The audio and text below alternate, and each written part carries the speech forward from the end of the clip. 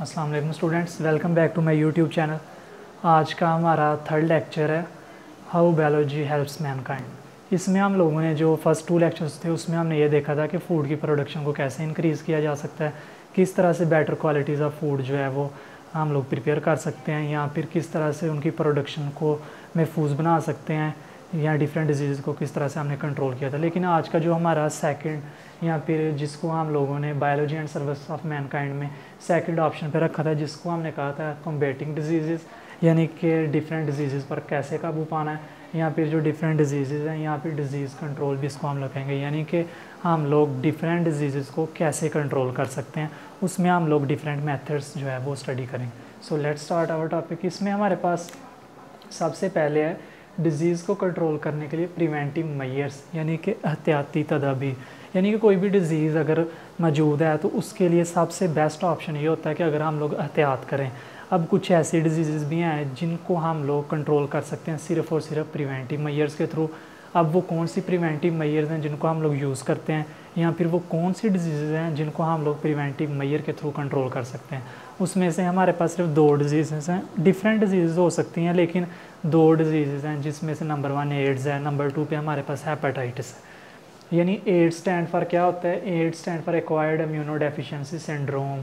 और उसके बाद एड्स जो है ये कौन सा ऐसा वायरस है, या फिर ये किस ऑर्गेनिज़म के थ्रू एड्स काज होते हैं, या फिर कौन से ऑर्गेनिज़म्स हैं जो कि एड को काज करते हैं। वो है HIV। ये एक वायरस का नाम है जिसकी एब्रीविएशन है ह्यूमन इम्यूनो डेफिशिएंसी वायरस। यानी कि HIV वायरस जो है ये हमारे पास एड्स काज करता है। यानी कि प्रिवेंटिव मेजर्स में जब भी हम लोग बात करते हैं तो 2 चीज़ों की बात करते हैं। एक होता है कॉजेटिव एजेंट, यानी कि वो ऑर्गेनिज़म जो कि डिज़ीज़ काज करता है, पहले हम लोग उसके बारे में स्टडी करेंगे। दूसरे नंबर पे हम लोग ये देखें कि मोड ऑफ ट्रांसमिशन, किन स्टेप्स के थ्रू जो है वो पास आउट हो के ये डिज़ीज़ काज हो रही है।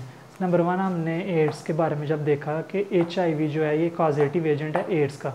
उसके बाद मोड ऑफ ट्रांसमिशन क्या है, एड्स जो है वो किस तरह से जो है वो एक ऑर्गेनिज़म से दूसरे ऑर्गेनिज़म में ट्रांसफ़र हो रही है, या फिर कौन से ऑर्गेनिज़म है जो कि एड्स को जो है वो काज कर रहे हैं।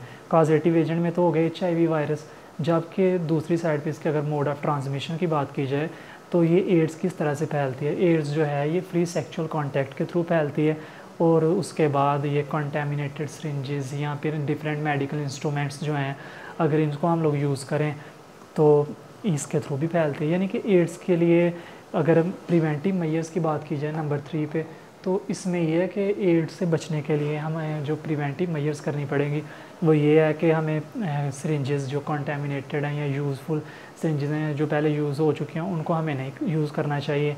उसके बाद ब्लड वगैरह जब डोनेट करते हैं तो उसके लिए जो डिफरेंट सिरिंजेस यूज़ की जाती हैं या मेडिकल इंस्ट्रूमेंट्स यूज़ किए जाते हैं, सर्जिकल इंस्ट्रूमेंट्स यूज़ किए जाते हैं, तो उसको जब यूज़ किया जाता है तो उसमें ये ध्यान रखना चाहिए कि ये अगर पहले से यूज़्ड है तो उसे ना यूज़ करें बल्कि उससे बचें।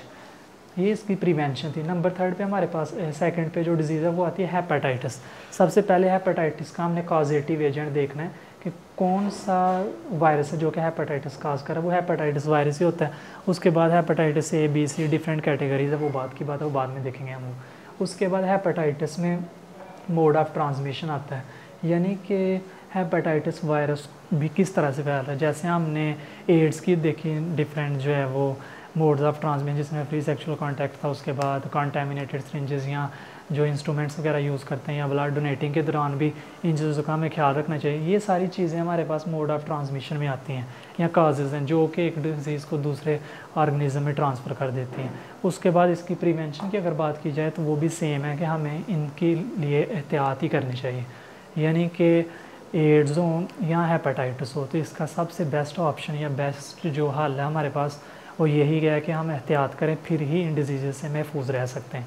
ये था हमारे पास प्रिवेंटिव मेजर्स, यानी कि डिज़ीज़ को कंट्रोल करने के लिए हम प्रिवेंटिव मेजर्स कौन से यूज़ करते हैं। अब उसके बाद सेकंड जो है वो हमारे पास डिज़ीज़ को कंट्रोल करने के लिए जो मेथड कह लें आप लोग, या फिर इसको हम लोग प्रोसेस कहते हैं, वो कौन सा है? वो है हमारे पास वैक्सीनेशन या इम्यूनाइजेशन। इसको शॉर्ट्स भी कहते हैं। लेकिन वैक्सीनेशन होती है, वैक्सीनेशन हम लोगों ने बहुत करवाई है। यानी कि कोरोना के दौरान जैसे वैक्सीन लगवाते थे, वैक्सीन लगवाने के प्रोसेस को हम लोग वैक्सीनेशन कहते हैं। वैक्सीन किस चीज़ पे कंसिस्ट होती है? वैक्सीन कंसिस्ट होती है जी किल्ड या वीकेंड पैथोजेंस पे या फिर एंटीजेंस में, यानी कि ऐसे एंटीजेंस हम लोग जो वैक्सीन के थ्रू इंजेक्ट करवाते हैं या लगवाते हैं इंजेक्शन के थ्रू, जो कि हमारी बॉडी में पहले से मौजूद इम्यूनिटी जो होती है उसको मज़ीद इंक्रीज़ कर दे। यानी कि अगर हमारी बॉडी में इम्यूनिटी मज़ीद स्ट्रांग होगी तो उसका फ़ायदा हमें क्या होगा? उसका फ़ायदा हमें ये होगा कि कोई भी अगर बाहर से एनी स्टिमुलस वायरस की फॉर्म में कोई बैक्टीरिया या कोई भी जो है हार्मफुल माइक्रो ऑर्गेनिज्म हमारी बॉडी पे अटैक करे, तो उसके रिज़ल्ट में क्या हमें होगा? उसके रिज़ल्ट में हमारी बॉडी जो होगी उसको ऐसा रिस्पांस शो करेगी कि कोई भी डिज़ीज़ हमें कॉज नहीं होगी, हम लोग खुद को महफूज बना लेंगे इसकी वजह से। इसकी डेफिनेशन क्या है जी? एडमिनिस्ट्रेशन, यानी कि किसी भी चीज़ का इंतज़ाम करना या इस्तेमाल करना, या फिर यानी कि वैक्सीन के बारे में कह रहे हैं कि एडमिनिस्ट्रेशन ऑफ किल्ड, यानी कि वैक्सीन, एडमिनिस्ट्रेशन ऑफ वैक्सीन कह लें, या फिर administration of killed weakened pathogens और antigens in order to stimulate immune system for preventing disease, यानी कि डिजीज़ से प्रिवेंट करने के लिए खुद को जो वैक्सीन हम लगवाते हैं वो क्या करती है कि जी वो हमारे इम्यून सिस्टम को स्टिमुलेट कर देते हैं, यानी कि इम्यून सिस्टम की इम्यूनिटी को इंक्रीज़ कर देते हैं, यानी कि क़ुव्वत मुदाफ़त को इंक्रीज़ कर देते हैं। वाइट ब्लड सेल्स हैं जैसे लिम्फोसाइट्स वगैरह। उसके बाद अगर हम लोग वैक्सीनेशन की डिस्कवरी की बात करें कि वैक्सीन को डिस्कवर किसने किया और कब किया? वैक्सीन को डिस्कवर किया था जी एडवर्ड जेनर। ये हमारे पास एक साइंटिस्ट है, इसने 1796 में इस पर वर्क किया और इसने डिस्कवर कर दिया जी कोपॉक्स पस, यानी कि इसने कब इसको वैक्सीन का जो वर्ड था इसको डिस्कवर किया? इसने डिस्कवर किया जी 1796 में। कहाँ से डिस्कवर किया? कोपॉक्स की पस में से डिस्कवर किया इसको, जो कि इसको वैक्सीन का नाम क्यों दिया? क्योंकि कोपॉक्स जो है हमारे पास ये एक लैटिन वर्ड में से ड्राइव किया गया जी वैका। वैका का मतलब होता है को।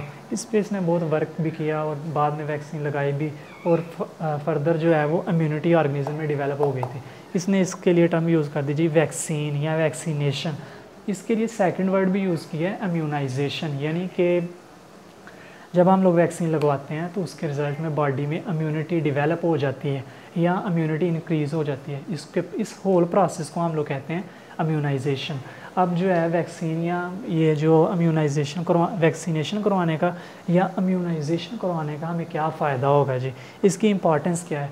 इसकी इंपॉर्टेंस ये है कि हम लोग डिफरेंट डिजीज़ से खुद को महफूज बना सकते हैं। जैसे कुछ वायरल डिजीज़ होती हैं, कुछ बैक्टीरियल डिजीज़ होती हैं, उनसे भी हम लोग अपने जो है वो बॉडी को महफूज बना सकते हैं या उनसे बच सकते हैं।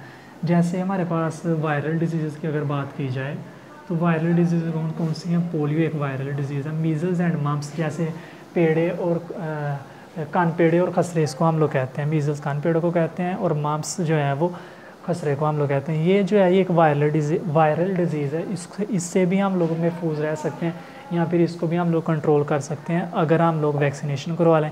उसके बाद बैक्टीरियल डिजीज़ है हमारे पास वूपिंग कॉफ़, यानी कि काली खांसी जो होती है, इससे भी हम लोग खुद को महफूज बना सकते हैं अगर हम लोग वैक्सीनेशन करवा लें। इसके बाद हमारे पास यहाँ पे है कि जी एलिमिनेशन ऑफ स्मॉल पॉक्स जो कि वर्ल्ड वाइड एक डिज़ीज़ फैली थी। ये वैक्सीनेशन या इम्यूनाइजेशन के रिज़ल्ट में हम लोगों ने स्मॉल पॉक्स को भी ईज़िली कंट्रोल कर लिया था। इसके बाद फ्यूचर प्रोस्पेक्ट्स की अगर बात करें तो वो यही है कि किसी भी डिज़ीज़ से बचने के लिए हमें बाकायदा जो है वो प्रॉपर ट्रीटमेंट करवाना चाहिए। अगर ट्रीटमेंट मौजूद हो, बल्कि बाकायदा जो है फिजिशियन या फिर डॉक्टर के जो है वो प्रिस्क्रिप्शन के अकॉर्डिंग हमें वर्क करना चाहिए।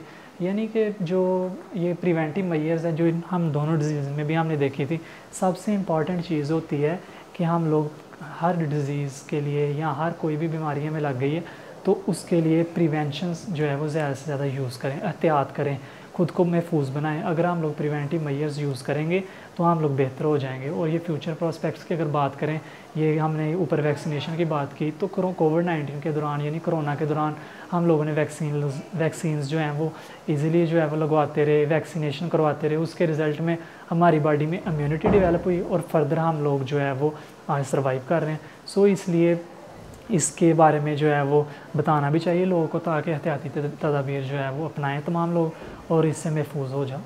ये था हमारा आज का topic, biology and service of Mankind. इसमें डिज़ीज़ कंट्रोल के बारे में हमने 2 स्टेप्स देख लिए हैं और उसके बाद आगे 3rd स्टेप रहेगा जिसमें हम लोग डिफरेंट टेक्निक्स यूज़ करते हैं, जैसे जीन थेरेपी वगैरह थी, इंटीग्रेटेड डिजीज़ मैनेजमेंट भी उसमें डिटेल में आएगा।